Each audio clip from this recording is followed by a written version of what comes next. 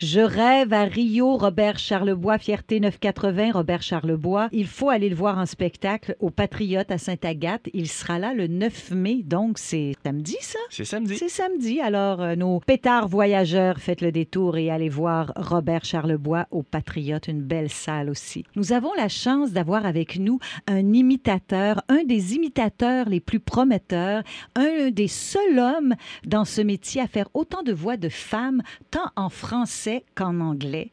Greg Tudeski. Bonjour, Craig. Bonjour, Jean. Là, moi, j'ai entendu une rumeur. Il paraît que au World Pride de Toronto, tu faisais la première partie de Village People, Oui. mais que les gens t'ont acclamé encore plus. Ah. Mais c'est une rumeur, il paraît réelle, j'en suis certaine. Et là, je sais qu'il y a des pétards qui nous écoutent et qui ne te connaissent pas. Alors, qui est Craig Tudeski? Une bonne question. Tu as des très bonnes sources de rumeurs, Joe. Ça s'est effectivement très bien passé l'année dernière. C'était ma petite période de fantaisie où on a eu la chance d'avoir un public vraiment incroyable à Toronto l'année dernière avec les Village People.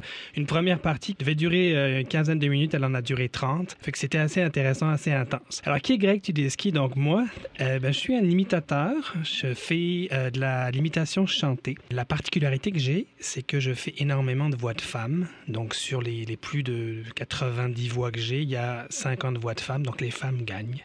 Au cas où on ait un doute sur la supériorité féminine, c'est certain. On t'a vu lors de cette soirée et tu es vraiment fabuleux parce que tu passes une chanson joue et tout à coup une autre commence et tout de suite tu te transformes et tu fais la voix qui suit de façon extraordinaire.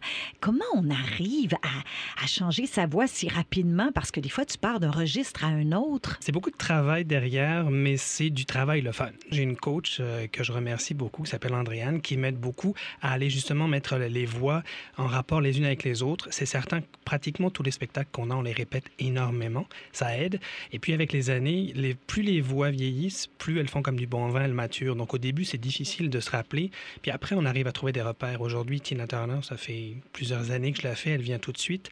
Et puis il y en a d'autres qu'on travaille, qu'on ajoute au fur et à mesure parce qu'on veut toujours s'assurer d'avoir, oui, des classiques comme Cyndi Lauper, mais on veut aussi être collé à l'actualité. Donc là, en ce moment, on a Sam Smith, on a Meghan Trainor, toutes ces voix-là qu'il faut intégrer puis travailler. Puis on veut du franco et de l'anglo. Tu travailles constamment avec des nouveaux personnages, avec des nouveaux interprètes à faire sur scène. Tout à fait. Mais c'est ça qui est très le fun, c'est parce qu'on entend quelque chose à la radio, puis là, la question, est-ce qu'on peut arriver à faire la voix?